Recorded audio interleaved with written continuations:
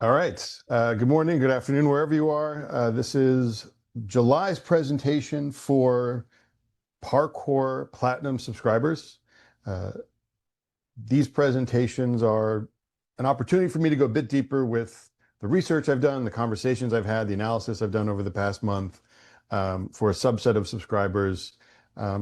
Today's talk is entitled The Red Pill or the Blue Pill.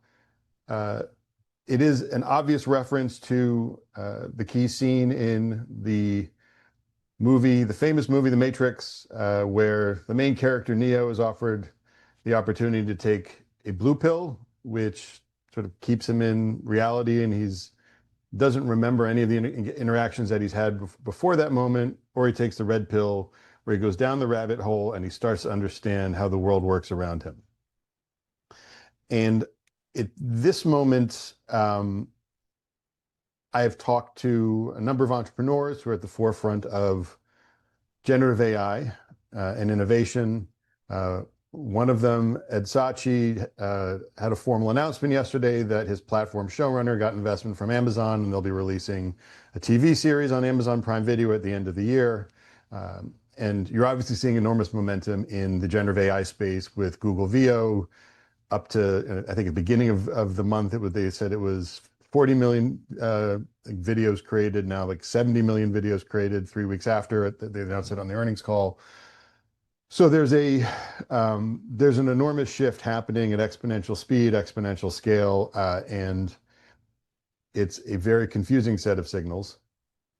And so what I wanted to do is to take today to leverage the analysis I've done, the conversations I've had, to give you a sense of how to think about this moment in terms of segmenting the way we think about a lot of the data that we get about streaming marketplace and gaming, and bucketing that in the blue pill, and then going down the rabbit hole with the way that entrepreneurs like Ed Sachi and Tom Patton see the world.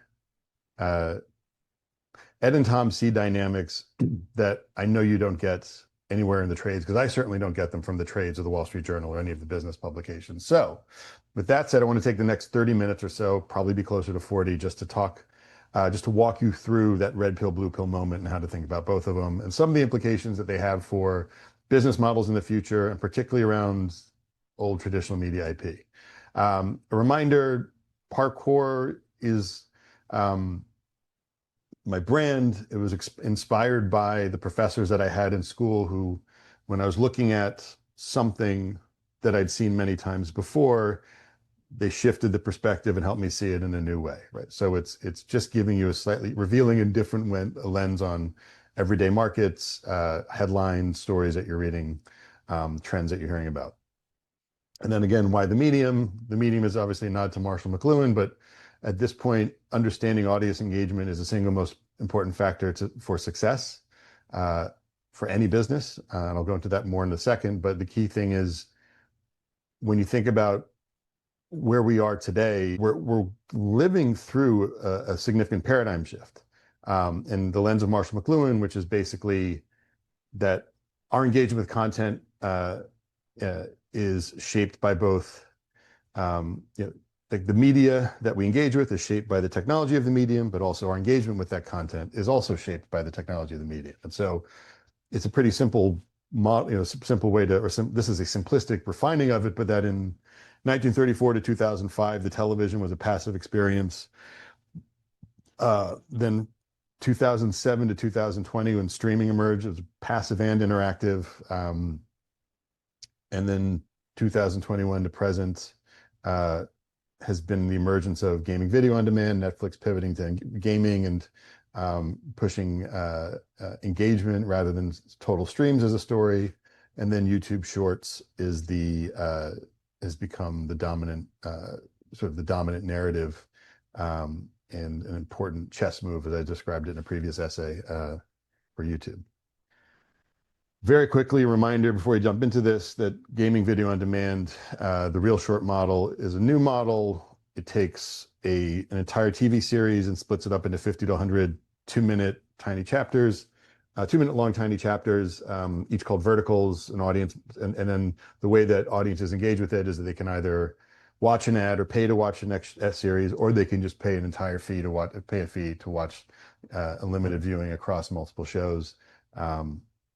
We'll come back to this, but Real Short spends about, I mean, the budget for these series are $300,000 to $500,000 per episode. It's also worth noting that the medium is the message, that when we're talking about the scale of these models, these are all dominant paradigms in their own right. YouTube Shorts reports about 2.2 billion monthly active users. YouTube reports about 2.7 total. There's obviously big Venn diagram overlap. Netflix has, they stopped reporting members, but the last time they reported, it was around 302 million. They reported 8% growth, so it might be about 320 million. I'd read that the implication of their numbers that it was 8% growth. That was from reading something from Hedgeye's Andrew Friedman. And then there's 55 million monthly active users. Again, each of these platforms has, notably Netflix has not shown much engagement growth in terms of engagement, but YouTube Shorts has seen extraordinary engagement. And, it's 4 years old. Netflix is almost 20 years old. Netflix streaming is almost 20 years old. And then Real Short is also about 4 years old. And in the past year, it's seen almost 1,000% growth in subscribers. These are all dominant new platforms. What they reflect is flattening, that AI tools, cheaper means of production, digital video platforms make it easier for content to be produced, and then also to be distributed. So if you're a creator, you can produce content using an AI tool like Google VO3, and then you can publish it to YouTube, TikTok, or Instagram. And in certain cases, you can get extraordinary scale. The example that I used in a recent essay was baby mistakenly flies airplane, getting over 100 million, I think it was like 130 million views in its first week on YouTube.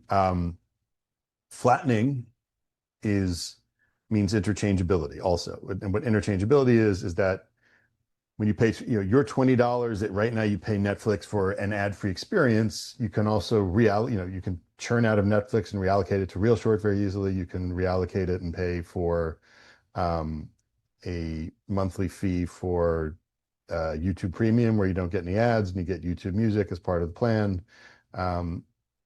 You can take that $20 and use it for ChatGPT and create images or entertain yourself, or just do something else entirely. But the point is that in a D2C world, it's no longer, I think the key difference between the world we were in when it was passive and interactive is that you're just stuck with a cable package and an internet broadband package that costs you $200 a month, and you couldn't churn out of it.